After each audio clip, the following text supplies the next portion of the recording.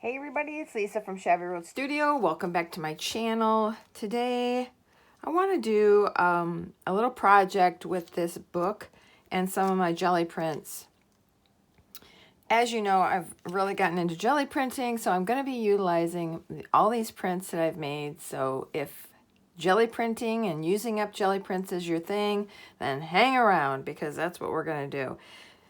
I went to some garage sales this last week and I came across this little beauty. There's something that just, like, I wanted to walk, let me just move these for a minute. I wanted to walk away from this book because I didn't even realize, couldn't understand, I guess, why they were selling it. It was in such crappy shape. And I asked her, how much are your books? Because there was some other books I was interested in. And she said $1 each. And I mean, for me, at a garage sale, I try to stay under $1. I mean, if they're really nice books, you know, call me cheap, whatever. But for what I do, I usually like to try to stay in the 50-cent range.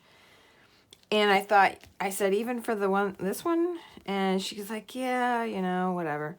So I wrestled with myself because I wanted to walk away from this book. And I couldn't because here it is in my possession. I don't know why I was drawn to this book, but there's something about it, and maybe it's just my age and the age of this book. And have been very drawn to Raggedy Ann and Andy's, and so I think that might be part of it. The fact that this book was so well loved and so, oh my goodness, I mean, it's just, I couldn't put it down. I had to bring it home. Anyway, I'm going to try attempting to do something with this book to save its life. Now, it's not going to go back together. There's pages, like, I will show you. Oh, look at this image. Oh, no. That just really kind of ruined the idea of what I was going to do. I didn't really take time to look at this image inside. Kind of wanted to put these two pieces on something else to hold them together, but now that I see this image, ooh, I can't do that. So anyway, look at these pages, look at the images, the illustrations.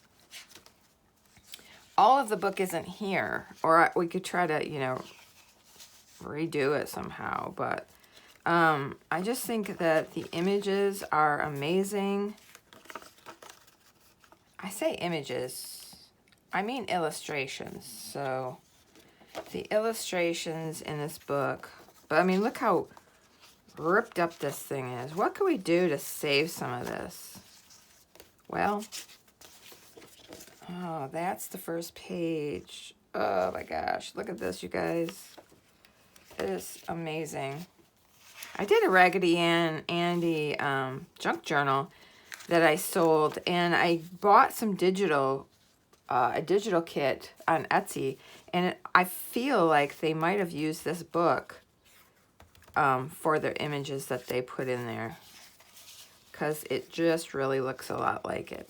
But anyhow, I digress. This is, well, they're in better shape back here. Look at it. Look at this kid that just took this pencil and just scraped the heck out of this. All right, so I don't know. Am I crazy? I just think it's sad that this has gotten to this point. I don't know where my knife is, so I'll just use scissors. Can we save this old thing?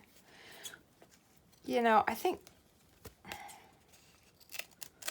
part of my personality is trying to rescue things. Sometimes things can't be rescued. Sometimes, yeah. Sometimes you just gotta walk away. Yeah, so my initial thought was that I was gonna kind of put this together as close as I could and stick it to something, a piece of cardboard on the other side. But now that I look and see that, what can we do to save this?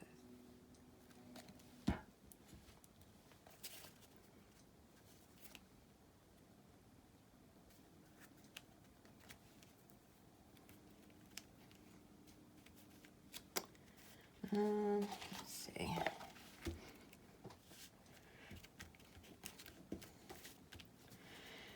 I mean, we could kind of patch these two together. I had this idea. I took this piece of cotton that I had coffee dyed, and I just took it to the sewing machine and made a little zigzag stitch down the length of it.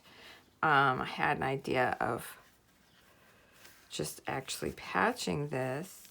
I just felt like it would add to the book, add to the theme, just kind of add to the fact that we're stitching this book back together, I think. So I'm going to just kind of rip a strip of it, and maybe even making it thinner, and just maybe doing some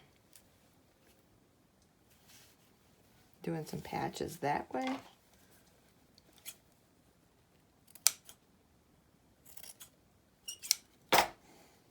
You know, just in, so that we can still see. How did that? Yeah, it's still too flimsy. It's so sad too, because this is such a cool book.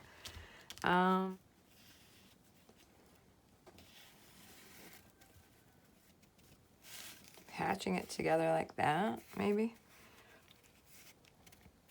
But now I'm wondering, is this going to give it enough strength? Because this isn't thick. I chose something that was thin, so it'd be easier to work with. Unless we put something more of a thicker paper here and just covered it with this so we couldn't see it. We could probably do that. Let me look for something thicker. Okay, so I took a piece of paper sack, a little thicker than the cotton, but not super thick. Cut out a strip.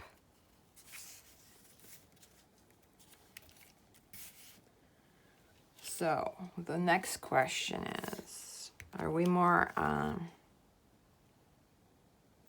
would we want to do this on both sides or just one? And if we only chose one, would we want to cover up the inside or the outside? Would it be better to patch it on the inside?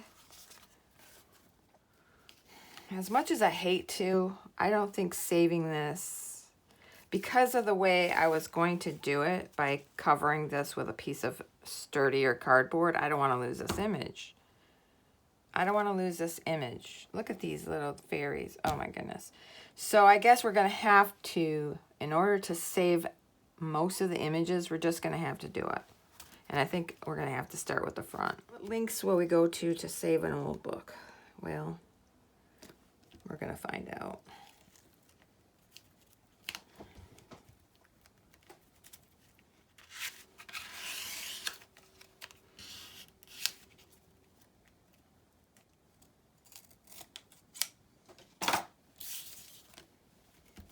Okay.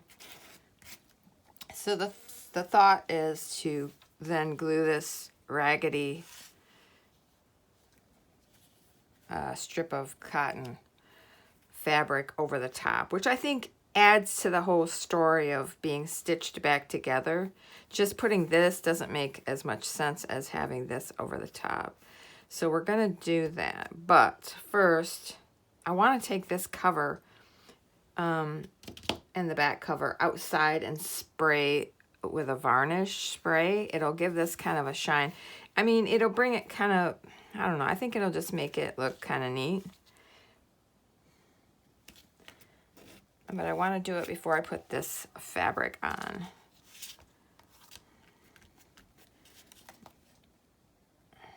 I still think we're going to need to do a strip in here.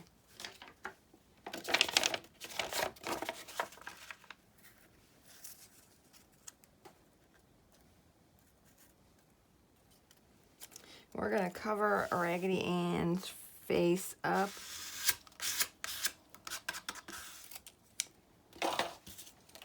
It's sturdier. It's not like you could really bend it and not have it break. It's kind of fragile. So I'm questioning whether a book cover is going to handle being opened and closed and everything with just these two pieces kind of holding it. I really hate to cover this up. So that's the dilemma. Initially I thought of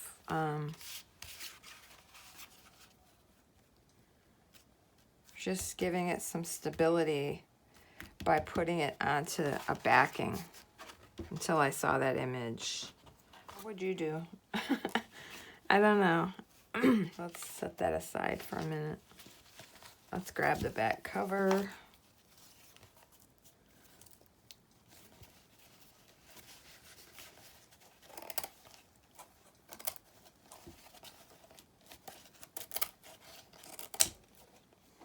I mean, this one's in sturdy shape. It's just, you know, I wish we could get some of that pencil off. So I found an eraser. I don't use pencils like in this house very much. So I had to look around for a pencil. But I'm getting some of these pencil marks off the back cover. I mean, it's not perfect, but it does allow me to get a little bit clearer illustration back here. So I'm happy about that. But let's see. Yeah, I mean it's not perfect, but it's better. It's much better. Okay, so while looking for the eraser, wow, what a mess erasing inks. I had a thought about this. I just don't think, as much as I want to save this image, I don't think that the integrity, well, I don't know. And then I try it again. I'm like, well, maybe.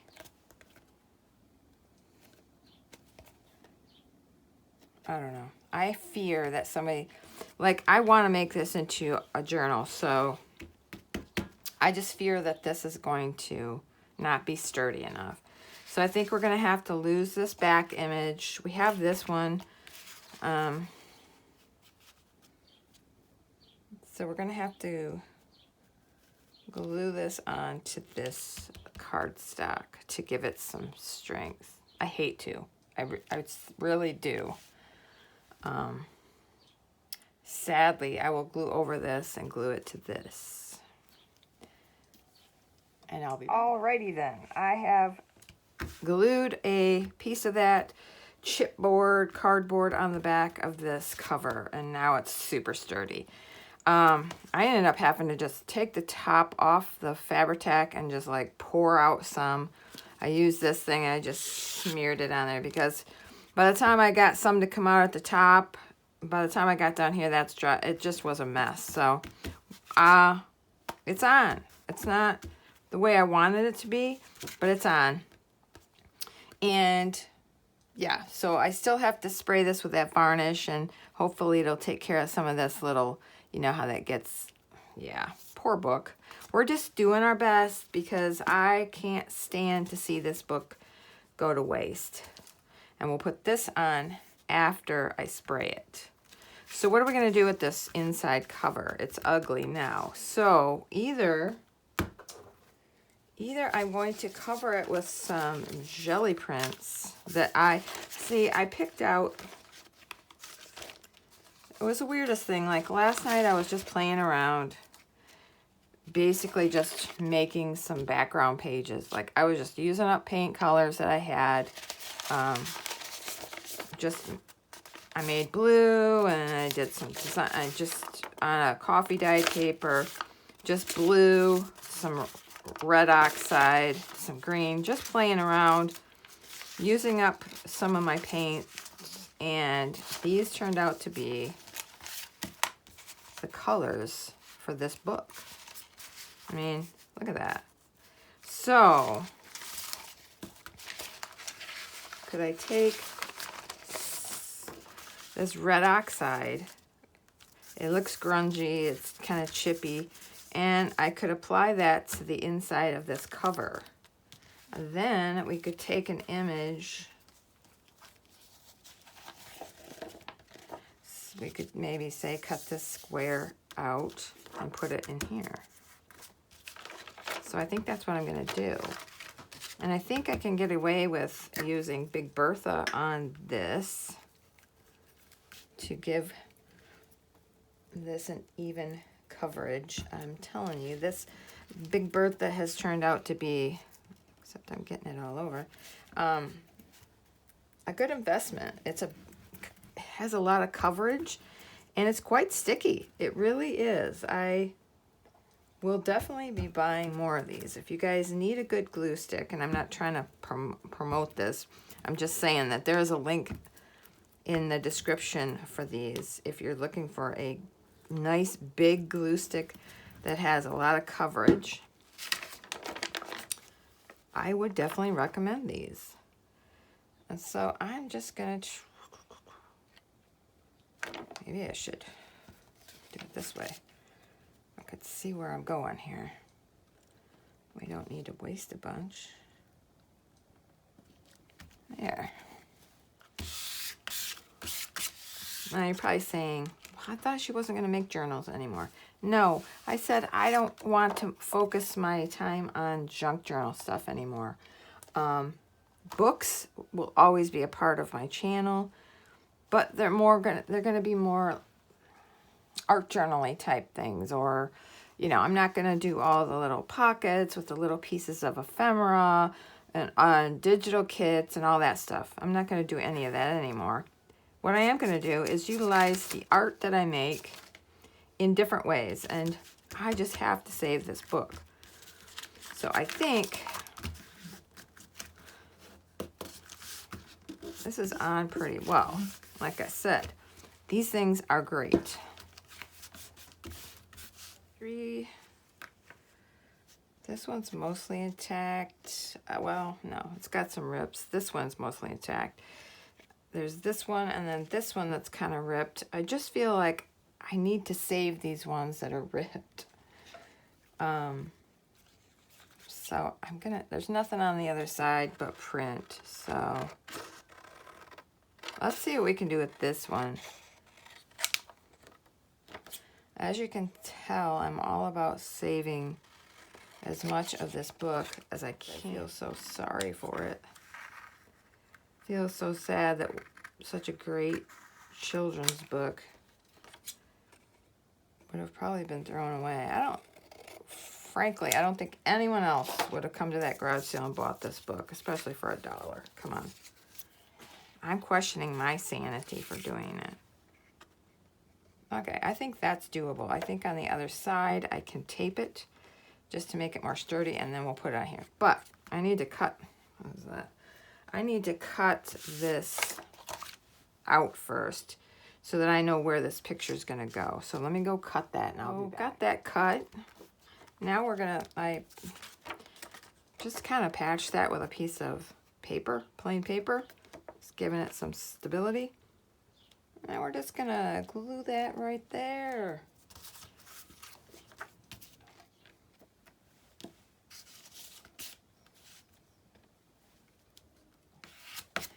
So it's not the way I want it to be, but we're still saving this guy, and the inside cover has an illustration from the original book. So I think we're okay there. The edges are going to be what they are. It's an old book, and it just is what it is. So I think I'm going to go spray this so that we can add our piece of fabric. So I have these all varnished. Varnish that one too. Front. I guess the only way to put this back together with any sort of, I don't know, is to use the cinch. So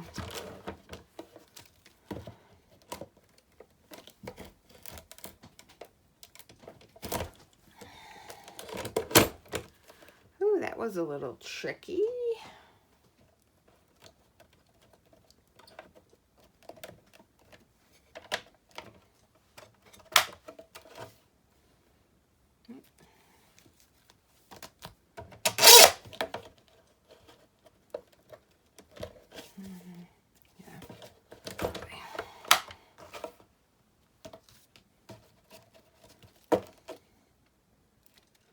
we got our covers punched. So now we just have to get some papers. First I punched the holes with this in and did this many. And then you have to pull it out, measure your paper, and then pull out one of these pegs. You have to put this in, push down that little peg on the side, and then finish punching. This is the amount that I was able to salvage as far as not being ripped, in one full piece that I feel could be cinched back into the book. I mean, that's quite a few. But what I wanted to do was take some of my coffee dyed paper and add some sheets to this journal. So I'm going to cut these in half so that we can have pieces this size. They're not... Okay, I am finished punching with the cinch. I have what I can get out of the book, what I could salvage from the book. I have a few music sheets. That was jelly printed of coffee dyed paper, which I love it. I love the way the black looks on the coffee dyed. I do. And so I punched those. One's a little longer than the other, wider. And then here are the coffee dyed papers that I punched. I think that's plenty. When you put it all together, I mean, that's quite a few pages. So now I have to wait until those covers complete. I had to take them back outside.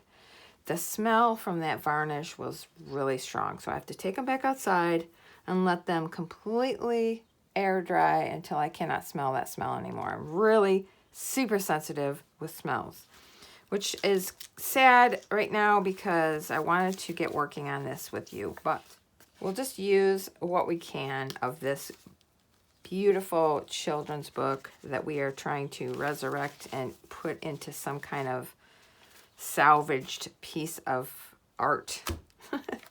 And then I want to incorporate my gel prints that I feel will be of the same tones and vibe as this book. So stay tuned for part 2, rescuing and reviving this Raggedy book.